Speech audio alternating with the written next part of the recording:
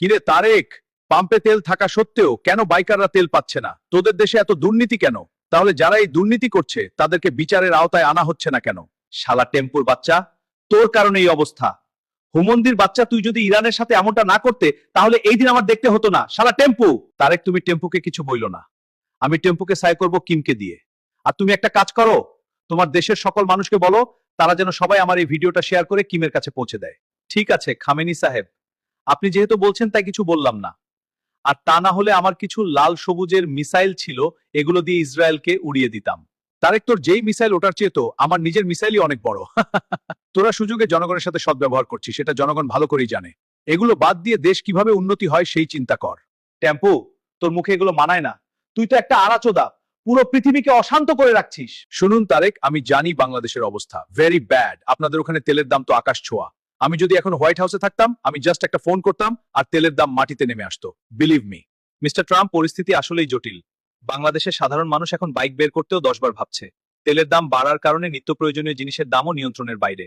আমাদের এখন সমাধান দরকার। তারেক, পশ্চিমারা সবসময় তেলের রাজনীতি করে অন্যদের পরাধীন রাখতে চায়। যারা নিজেদের মুদ্রার উপর নিয়ন্ত্রণ হারায়, তারা তেলের উপরও নিয়ন্ত্রণ হারায়। সাম্রাজ্যবাদীদের উপর নির্ভরতা কমান। সাম্রাজ্যবাদ? আমি তো শুধু বিজনেসের কথা বলছি। তারেক, আমার কাছে একটা গ্রেট ডিল আছে। আমি একটা সুযোগ চাই, আমরা সব ঠিক করে দেব। যদিও আপনার দেশে তেল আছে কিনা আমি নিশ্চিত নই, কিন্তু আমরা খুঁজে বের করব।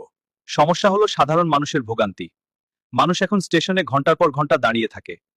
আমাদের এখন সস্তায় তেলের উৎস দরকার, যেখান থেকে সরাসরি সরবরাহ পাওয়া যাবে। ইসলামী প্রজাতন্ত্র ইরান সবসময় মুসলিম দেশগুলোর পাশে আছে।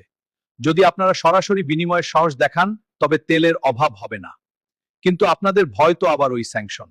স্যাংশন তো আমিই দিয়েছিলাম। আর শুনুন তারেক, ইরানের তেল নিতে যাবেন না, ওটা খুব একটা ভালো না। আমার ড্রিলিং মেশিনগুলো দেখুন, এগুলো গোল্ড প্লেটেড হতে পারত। বাংলাদেশ একটা বিউটিফুল কান্ট্রি, কিন্তু এনার্জি ম্যানেজমেন্ট একদম জিরো। দেখুন, রাজনীতি আর কূটনীতি থাকবেই, কিন্তু দিন শেষে বাংলাদেশের মানুষকে সস্তায় জ্বালানি দিতে হবে। ট্রাম্প সাহেব, আপনি ডিল চান, আর খামেনি সাহেব, আপনি আদর্শের কথা বলছেন। আমার প্রয়োজন সলিউশন। সলিউশন একটাই, মেক বাংলাদেশ গ্রেট এগেইন। আর তার জন্য তেল লাগবে, প্রচুর তেল। আমি আসছি, জাস্ট ওয়েট এন্ড ওয়াচ।